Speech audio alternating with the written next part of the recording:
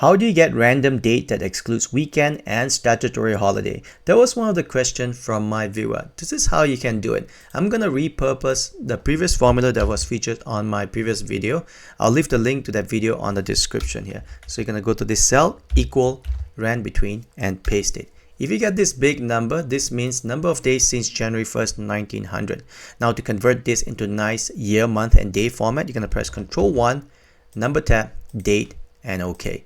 And you can see it's producing random date right now. So now this date could possibly include weekends as well. To exclude weekend, you're going to encapsulate this RANDBETWEEN with workday function like this. And the first argument would be the RANDBETWEEN date. And the second argument will be 1 to indicate 1 day ahead. Close parenthesis and hit enter. And now I can apply to the rest of the row like this.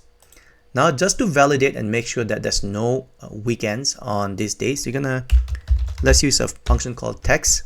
Gonna use this date as a first argument, comma, and we just want to see the date. So if you put 4 Ds, it will give you a fully spelled day of the week. If you put 3 Ds, it will abbreviate it. So I'm gonna put 4 Ds, and if you apply to the rest of the row and press F9 to recalculate, you can see none of these days are weekends. So a lot of people ask me, why do you put 1 instead of 0?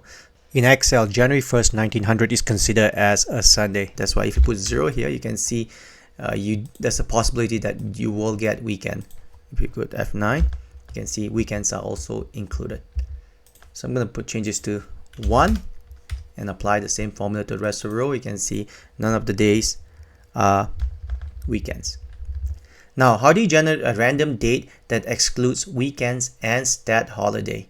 I got a list of stat holiday here, and I want to exclude this and the weekend. So basically what you do is you copy the formula, you paste it in here, and what you do is that on this formula, the third argument will be the column for the stat holiday like this.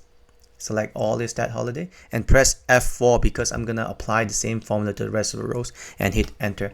And then you can apply the same formula to the rest of the row like this, and it will generate days without weekends and stat holiday. And just as a check, we can do the same formula here, text, this one here, convert DDDD, and apply the same formula. You can see it's doesn't include any weekend.